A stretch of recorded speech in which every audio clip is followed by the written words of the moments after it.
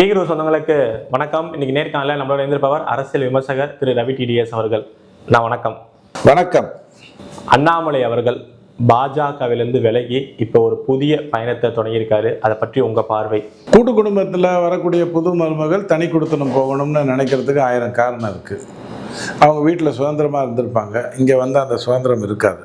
அப்போ ஆட்டோமேட்டிக்காக நான் வெளில போயிடலாம். ஸ்கூல் பக்கத்தில் இருக்குது, ஆஃபீஸ் பக்கத்தில் இருக்குது. இப்போ ஜோதிகா மும்பைக்கு கூட்டிகிட்டு போயிட்ட மாதிரி சூர்யாவை யாராக இருந்தாலும் பண்ணுவாங்க. அப்படித்தான் பிஜேபியோடைய பார்வை. ஆனால் தமிழகத்தை பொறுத்த வரைக்கும் அண்ணாமலை ஐயா வந்து தனியாக ஒரு இயக்கத்தை தொடங்கி அவர் பின்னாடி இப்போ கிட்டத்தட்ட ஒரு 15 லட்சம் பேர் இணைஞ்சிருக்காங்க. இன்னும் அது அதிகமாகி கொண்டு தான் இருக்கும்னும் போது இவங்க ஒவ்வொருத்தரும் 5 பேரை இன்ஃப்ளூயன்ஸ் பண்ணி அண்ணாமலையை சொல்கிறவங்களுக்கு வாக்கு போட வைத்தாலே தமிழகத்தில் வந்து பெரிய மாற்றத்தை கொண்டு வந்துட முடியும். இப்போ நம்ம எங்கே நிற்கிறோம் அப்படின்னு சொன்னால், பழைய கல் புதிய மண்டிங்கிற மாதிரி திமுகவுடைய இன்னொரு வட்டத்தை தான் நம்ம வச்சிட்ருக்கோம். விஜய்ங்கிற ஒரு அடிப்படையில் அது யார் பண்ணாங்க, சதவீசன் பண்ணாரா, யார் பண்ணாருன்னு தெரியல. விஜய்ங்கிறவரை கொண்டு வந்தாங்க. அவங்க ஒரு 60 சீட்டுக்கு எதிர்பார்த்தாங்க, அது எங்கேயோ 107 வரைக்கும் போயிடுச்சு. அதனால் நிலச்சிட்டு நிற்கிறாங்க. 30% அமைச்சர்கள் கிரிமினல் குற்றங்கள் செய்தவர்களாக இருக்காங்க. ஒருத்தர் வந்து ஏறத்தாழ மரண தண்டனையை எதிர்பார்த்துட்டு உட்காந்துருக்காரு.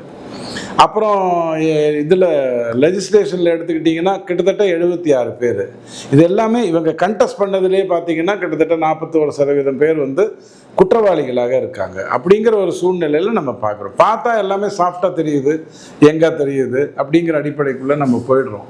ரொம்ப ஆபத்தான ஒரு சுச்சுவேஷனில் தான் இருக்கும். ஆனால் திமுக இருந்தால் எவ்வளோ மோசமாக இருக்குமோ அதற்கான வாய்ப்புகள் விஜய்கிட்ட இல்லை, அப்படி மட்டும் நம்ம சொல்லிக்கலாம். ஏன்னா விஜய்க்குன்னு ஒரு ஸ்டேக் இருக்குது. அவருடைய சரிவு குறைஞ்சிருச்சுன்னா அந்த ஆட்சியே முடிஞ்சு போயிடும். திமுகவுக்கு அப்படி இல்லை. இவங்க இல்லைன்னா அவங்க இல்லைன்னா இவங்கன்னு ஏதோ ஒரு விதத்தில் உழப்பிக்கிட்டே இருப்பாங்க. ஸோ நமக்கு வந்து விஜய் ஆட்சி செய்கிறது ஒரு விதத்தில் நல்லது. ஆனால் இது நல்லதா, தொடர்ந்து நல்லதா அப்படின்னு கேட்டால் இல்லை. அப்போ அண்ணாமலை மாதிரி ஒருத்தர் வந்தால் தான் நல்லது அப்படிங்கிற அடிப்படை. கிராமங்களில் பெயர் பெற்ற ஒரு கிராமத்துக்குள்ளே போனால் இன்றைக்கி வந்து அண்ணாமலை மோடி அப்படின்னு சொன்னால் தெரியுங்கிற அளவுக்கு இவங்க 2 பேரும் பிரபலமாக இருக்கிறது தான் ரொம்ப முக்கியமான ஒரு விஷயம். அந்த வகையில் அண்ணாமலை ஐயா தனிப்பாதை எடுத்துக்கிட்டு போனது நல்ல விஷயம்தான். பிஜேபியோட பிளான் தான் அண்ணாமலை அவர்களோட இந்த புதிய பயணம் அப்படிங்கிறாங்களே, உண்மையா? உங்கள் முன்னாடி ஒரு பிரியாணி வச்சுருக்காங்க, நல்லா சாப்பிடுங்க. அது யார் பண்ணாங்க? ஜொமேட்டோவில் என்னது அது இது நிறையா வாங்குறீங்களே, அதில் ஏதோ ஒன்றுத்தில் வந்தது. அது வந்து பொட்டி கடையில் தயார் பண்ணானா, 5 ஸ்டாரில் தயார் பண்ணானா? உங்களுக்கு என்ன? உங்கள் தட்டில் பிரியாணி வச்சுருக்காங்க, சாப்பிடுங்க. அண்ணாமலை ஐயாவை பிஜேபி அனுப்ப வேண்டிய அவசியம் என்ன? பிஜேபிக்கு 21 மாநிலத்தில் ஆட்சி செய்கின்ற ஒரு கட்சி எதுக்காக வந்து ஒரு செகண்ட் ட்ராக் எடுக்கணும்? சரி, இதுக்கு முன்னாடி பிஜேபியில் இதெல்லாம் நடந்தது இல்லையா? கல்யாண் சிங் வெளில போகலையா? கல்யாண் சிங் எவ்வளோ பெரியவர்? ராமர் கோயில் கட்டும் பொழுது ஆட்சியில் இருந்தவர், கர்சேவா நடக்கும்போது ஆட்சியில் இருந்தவர். அதுக்கப்புறம் வெளில போனார், திருப்பி வந்தார், கவர்னர் ஆனார், நல்லா இருக்காரு.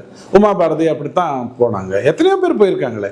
நாம் பிஜேபி எப்படி பார்க்கணும்னா, ஜனா கிருஷ்ணமூர்த்தி, செழியன், இலா கணேசன் அப்படிங்கிற அடிப்படைக்குள்ளே வரணும்.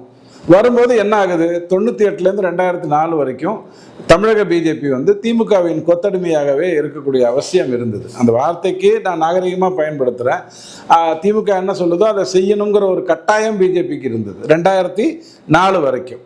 அதுக்கப்புறமா அதையே தொடர்ந்துட்டு இருந்தவங்க இன்னைக்கு இருக்கத்தான் செய்கிறாங்க. அந்த அந்த அந்த வாஞ்சையோடு இருக்கிறவங்க இன்னைக்கு இருக்கத்தான் செய்கிறாங்க. அதுதான் பிஜேபியோடைய பலவீனமாக இருந்தது. அண்ணாமலை வந்த உடனே டோட்டலாக எல்லாமே ட்ராக் மாறிச்சு, புதுசாக எல்லாமே தெரிய ஆரம்பிச்சது. இது வந்து ஒரு சாதாரணமான ஒரு விஷயம். உங்களுக்கு நான் சொல்லட்டுமா, பிஜேபியில் ஒரு சீஃப் மினிஸ்டர் ஒழுங்காக ஆட்சி செய்திருப்பார், ஆனால் நிறைய விமர்சனங்கள் வந்து கொண்டே இருக்கும். தேர்தலுக்கு 1 வருஷம் முன்னாடி அவரை மாற்றிடுவாங்க. தேர்தலுக்கு முன்னாடி அவரை மாற்றுறது வந்து உங்களை ஏமாத்துறதுக்காக இல்லை. நீங்கள் அவரை பார்த்தீங்கன்னா அந்த தப்பு தெரிஞ்சுக்கிட்டே இருக்கும். அவரை தூக்கி போட்டு வேற ஒருத்தரை பார்த்தீங்கன்னா அந்த தப்பு தெரியாது, இப்போ நல்லது தெரியும். இவ்வளவுதான் சாதாரணமான ஒரு விஷயம். ஸோ இந்த வேலையை பிஜேபி எப்போ வேணாலும் செய்யும். அதற்கு அண்ணாமலை ஐயா தனியாக போய் இயக்கத்துக்கு கொண்டு போய் போடு, இங்கே இருக்கிறவங்களெல்லாம் வெளில கூப்பிட்டு போ, ஒவ்வொருத்தராக டெய்லி நான் ராஜினாமா செய்கிறேன் அப்படின்னு சொல்ல வைக்கணுங்கிற தலையெழுத்து ஏதாவது இருக்கா? அப்படியெல்லாம் ஒன்றும் இல்லை. அண்ணாமலை தன்னை போல முடிவு எடுத்திருக்காரு, நல்ல முடிவு எடுத்திருக்காரு. கண்டிப்பாக அவர் தமிழகத்துக்கு நல்லது தான் பண்ணுவார். எப்படி ஜோசப் விஜய் அவர்கள் தாவேக்கனால அதிமுகவுக்கு இப்போ இவ்வளோ பெரிய பின்னடைவு ஏற்படுதோ, அதே போல அண்ணாமலை அவர்களால் தமிழக பாஜகவுக்கு ஒரு மிகப்பெரிய ஒரு சறுக்கு ஏற்பட்டிருக்கே. விஜயால் அதிமுகவுக்கு பாதிப்பு இல்லை, நல்லா புரிஞ்சுக்கோங்க. இல்லை, முன்னாள் அமைச்சர்கள்லேருந்து கிட்டத்தட்ட 15,000க்கும் மேற்பட்ட அதிமுகவினர் இப்போ வந்து தாவேக்கால இணைஞ்சிருக்காங்கல்ல. அதிமுகவுக்கு பாதிப்பு இல்லை. என்னால் ஒரு 38 பேர் சொல்ல முடியும். இவங்கெல்லாம் அதிமுகலேருந்து விலகிட்டாங்க, திமுகவுக்கு போயிட்டாங்க, தாவேக்காவுக்கு போயிட்டாங்க அப்படின்னு சொல்ல முடியும். 40 பேரை நீங்கள் சொல்லுங்கள். அந்த 40 பேர், நான் 34 பேரை நான் சொன்ன உடனே இவங்கெல்லாம் லட்சம் கோடி வாக்குகளை வாங்கி கொடுக்கின்றவர்களாங்கிறத நீங்கள் பாருங்கள்.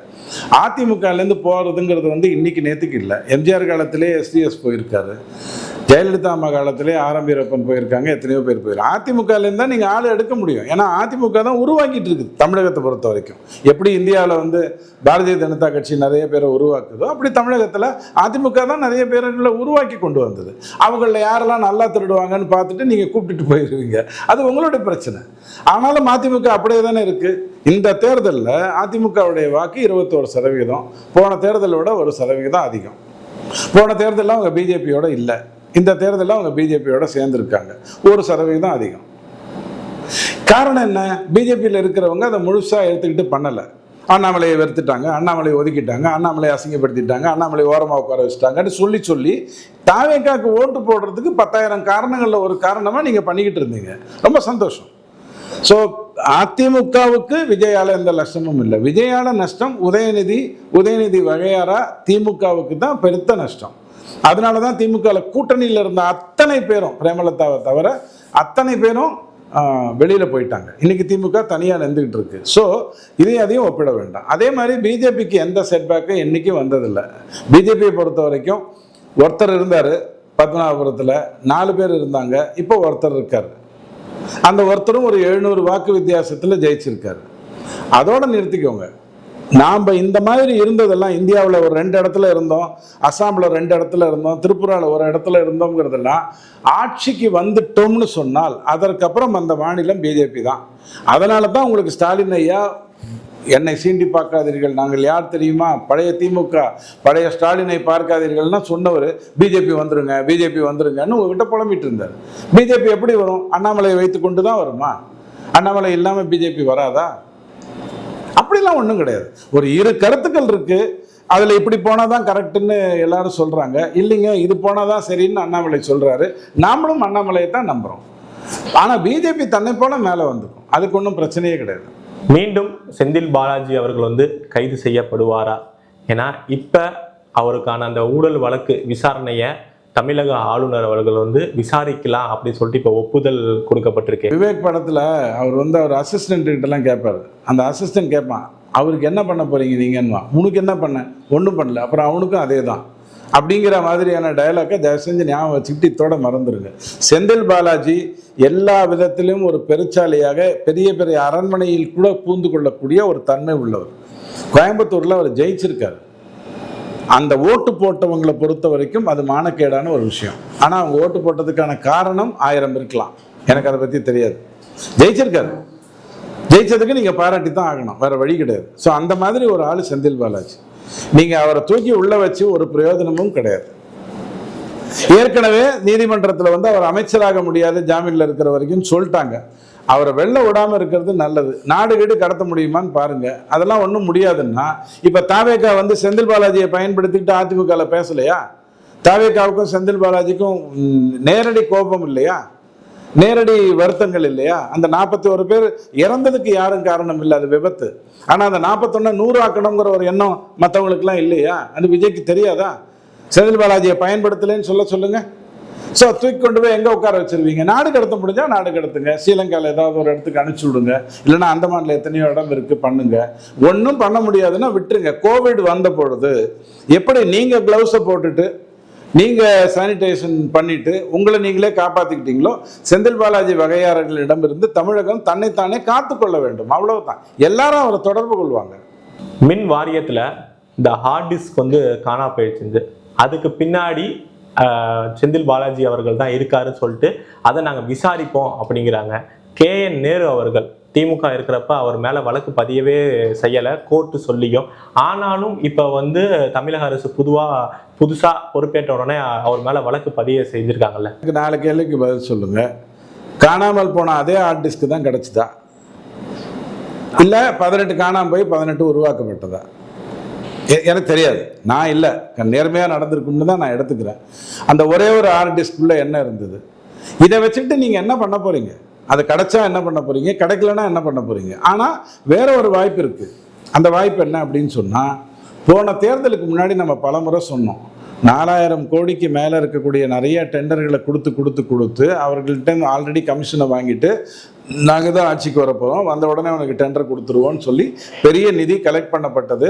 அப்போவே எடப்பாடி சொன்னார், டெண்டர் நிறைய பேர் கொடுத்துருக்கீங்க, அது எதுவுமே நாங்கள் ஆட்சிக்கு வந்தால் நடக்காதுன்னு சொன்னார். இப்போ தாவேக்கா வந்திருக்கு, ஆதவர்ஜுனா அவங்களெல்லாம் கூப்பிடுறாரு, என்னப்பா கொடுத்தீங்க? ஐயா 16% கொடுத்தோம், எனக்கு என்ன கொடுக்க போகிறீங்க? இவ்வளவுக்கு தான் உங்களுக்கு அந்த டேட்டா பயன்பட்டதாக நான் நினைக்கிறேன். யார் திருடினாங்க, யார் அதை எடுத்தாங்க, ஏன் தேவையில்லாமல் செந்தில் பாலாஜி தானே வந்து ஐயோ நான் எடுக்கலன்னு சொல்லிட்டு இருந்தாரு. இதெல்லாம் யாருக்கும் முக்கியம் இல்லை. வைத்துக்கொண்டு இப்போ என்ன பண்ண போறாங்க? ஒரு விவாதம் நடந்துதா, வெண்டார்ஸோட ஒரு விவாதம் ஆதவர்ஜுனா பண்ணாரா, இந்த மாதிரி இருக்குங்க, எல்லாம் நேர்மையாக நடக்கும், ஒன்றும் பிரச்சனை இல்லை, ஸ்ட்ரைட்டாக கொடுத்தீங்கன்னா எங்கிட்ட மட்டும்தான் வரும், அதனால கரெக்டாக கொடுங்க, வேற யார்ட்டையும் கொடுத்து ஏமாந்துடாதீங்க, அதெல்லாம் சொல்லியிருப்பாரா இல்லையா? அரசு இப்படித்தாங்க நடக்கும். நீங்க வந்து அண்ணாமலை மாதிரி பிஜேபி மாதிரி ஸ்ட்ரைட்டா இறங்கி அடிக்கக்கூடிய யாராவது ஒருத்தரை வச்சாதான் திருத்துறதுக்கு வாய்ப்பு உண்டு. மற்றபடி இப்படித்தான் நடக்கும். அந்த வெண்டார்ஸ் வந்து திருப்பி இங்க வந்து சரண்டர் அடைவாங்க. நாங்க ஒரு ப்ராஜெக்ட் அதிமுக ஆட்சியில் இருக்கும்போது பண்ண போய் அந்த ஆட்சிக்கு வந்து மாறி திமுக அது வந்தபோது திருப்பி பேரம் பேசப்பட்டது. 5 ரூபாய்க்கு பிரயோஜனம் இல்லாத ஒரு கான்ட்ராக்ட். இது எல்லாருக்கும் தெரியும். அடிச்சு பேசுவாங்க, இந்த ஹார்ட் டிஸ்க் காணாமல் போச்சு, கிடச்சிருச்சு, இதெல்லாம் என்ன தேவையில்லாத வேலை? ஆட்சிக்கு வந்த உடனே உங்களுடைய வேலை என்ன?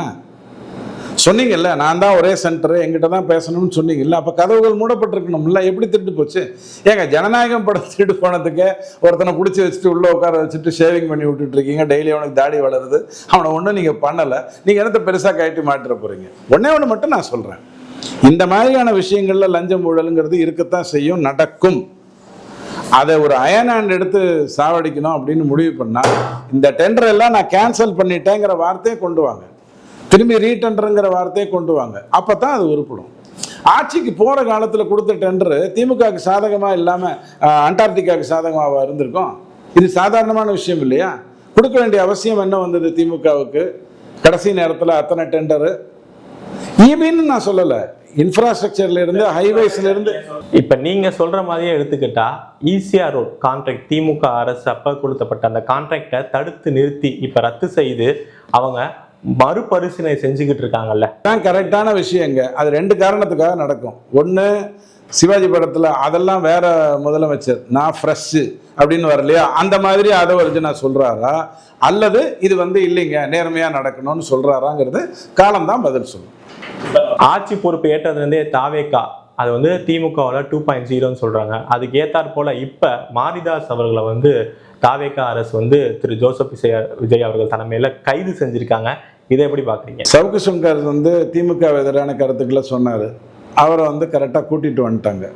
மாரிதாஸ் இப்போ ரீசெண்டாக போட்டது 2 இதில் நான் இப்போ சொன்னது ஒரு கருத்து, அதுதான் அவர் ட்விட்டரில் போட்டிருந்தார். அதாவது இந்த மாதிரி ஹார்ட் டிஸ்க் விஷயமா தப்பு நடக்குது, அது வந்து கூப்பிட்டு வச்சு இந்த வெண்டாருக்கு வேப்பிலை அடித்து நாங்கள்லாம் ஃப்ரெஷ்ஷு அப்படின்னு சொல்கிறதுக்கான விஷயமா நடக்குதுன்னு சொல்லியிருந்தார். அதனால் நீங்கள் அவர் தூக்கி கொண்டு போய் உள்ளே வைப்பீங்கன்னு சொன்னால் அது முட்டாள்தனம். நல்லா புரிஞ்சுக்கோங்க, மாரிதாஸுக்குன்னு ஒரு 2.5 லட்சம் சப்ஸ்கிரைபர் இருக்காங்கன்னா அவர் வந்து அழகாக 10 நிமிடம் 12 நிமிஷம் பேசி வீடியோ விடுறாரு, 1.5 லட்சம் பேர் உடனே பார்க்குறாங்க. 1.5 லட்சம் அப்படிங்கிறது மிகப்பெரிய அளவில் குவான்டிட்டி. அவர் மேலே தேவையில்லாமல் நீங்கள் கை வச்சு, திமுக ஏற்கனவே ஒன்று பண்ணிச்சு, அப்படித்தான் ஒரு 6 மாதம் முன்னாடி தேர்தலுக்கு ஒரு 4-5 மாதம் முன்னாடி ஒரு வேலையை பண்ணிச்சு. இதெல்லாம் தேவையே இல்லை. உங்களுக்கு ஒருத்தன் கருத்து சொல்கிறான்னா அவனை நீங்கள் வரவேறுங்க. அவனுக்கு நோக்கம் தப்பாக இருக்கா, அவனுக்கு நோக்கம் தக்கா இருக்கா புறந்தள்ளிருங்க. அவனுக்கு நோக்கம் நேர்மையாக இருக்கா எடுத்துக்கொள்ளுங்க. தகவல் உங்களுக்கு வர்றது நல்ல விஷயம்னு புரிஞ்சுக்கோங்க. அதை கர்டைல் பண்ணிட்டு அவரை தூக்கி கொண்டு போய் ஜெயிலில் போட்டு மிரட்ட முடியும்னு சொன்னீங்கன்னா அந்த மாதிரியெல்லாம் யாரும் இருக்க போகிறதில்ல. இப்போ நாங்கள்லாம் பேசிக்கிட்டு இருக்கோம்னா தவறான ஒரு தகவலை கொடுத்தோம்னா எங்களுக்கு நாங்களே பிரச்சனையை சந்திக்க போகிறோம். சரியான ஒரு தகவல் கொடுத்தோம்னு சொன்னால் என்னை வெட்டி போடுறதுக்கு ஆள் வருவாங்க. ரெடில்ஸில் நிறைய பேர் இருக்காங்க, 3 லட்சம் 2 லட்சம் கொடுத்தா வந்துடுவாங்க. ஸோ இதுக்கெல்லாம் பயந்துக்கிட்டா நாமெல்லாம் பேச போகிறோம். நீ கொண்டு போய் ஜெயிலில் போட்டால் என்ன ஆகும்? கருத்து சுதந்திரம்ங்கிறது ஒன்று தாங்க. அதாவது எனக்கு ஓகேன்னா ஓகே, எனக்கு நாட் ஓகேன்னா நாட் ஓகே. இது வந்து முட்டாள்தனமான ஒரு விஷயம். யார் கருத்து சொன்னாலும் அதை நேர்மையாக அலோவ் பண்ணணும். புறந்தல்லுங்க, உங்களுக்கு வாய்ப்புகள் இருக்குது. இப்போ பத்திரிகையில் நிறைய செய்தி வருது, தினமலரில் ஒரு 4-5 நாளைக்கு முன்னாடி ரஜினிகாந்த் புதுசாக ஒரு அமைப்பை ஆரம்பிச்சிருக்காரு, லதா ரஜினிகாந்த் சொல்லியிருக்காங்கன்னு செய்தி வருது. அது எப்போ ரிஜிஸ்டர் ஆச்சு? அது எப்போ கொடுத்தாங்க? மார்ச் மாதமோ பிப்ரவரி மாதமோ கொடுத்ததை நீ ஏன் ஜூன் மாதம் கொண்டு வந்து காட்டுற? என்ன நோக்கம்? நான் பிறந்துடுறேன், அதுக்காக தினமலரே படிக்க மாட்டேன்னா? ஸோ கருத்துக்கள் நிறைய பேர் சொல்கிறாங்கன்னா தயவு செஞ்சு கேளுங்க. கேட்க முடியலையா பிறந்தல்லுங்க, எடுத்துக்கொள்ள முடிஞ்சா எடுத்துக்கோங்க. கைது பண்ணுறேங்கிறது முட்டாள்தனம்.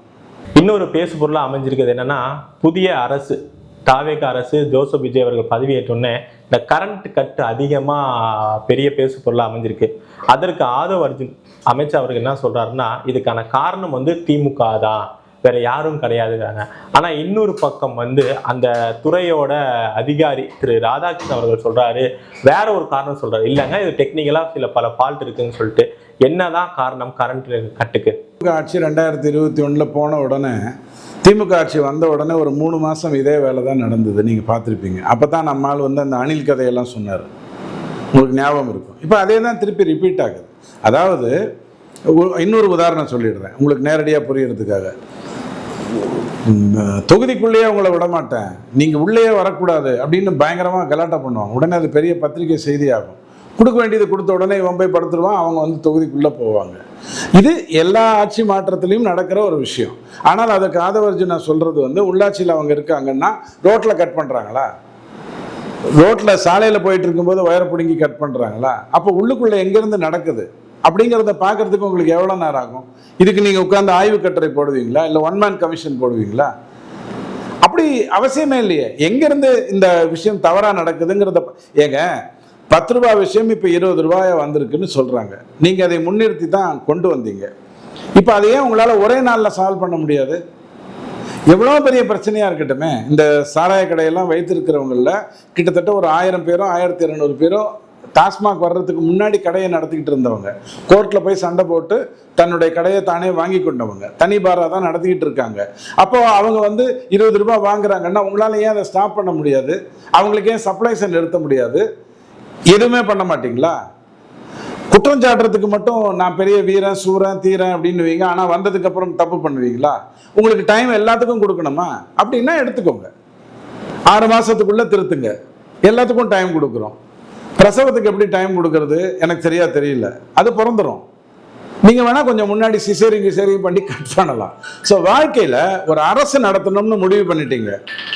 அரசுங்கிறது அனுபவம் சார்ந்த ஒரு விஷயம் இல்லை, நல்லா புரிஞ்சுக்கோங்க. இவங்கெல்லாம் இளைஞர்கள், இவங்களுக்கு அனுபவம் இல்லை அப்படின்னு சொல்றதெல்லாம் முட்டாள்தனம். அரசை நடத்துறது அதிகாரிகள் தான்.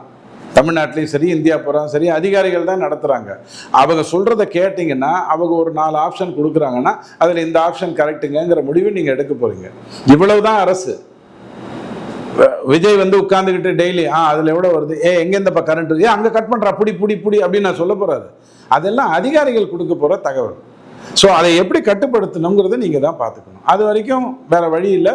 3 மாதமோ 4 மாதமோ நாங்கள் கரண்ட் கட்டில் வேர்த்து கொட்டிட்டு, அதுவும் வெயில் காலத்தில் கஷ்டப்பட்டு தான் ஆகணும்.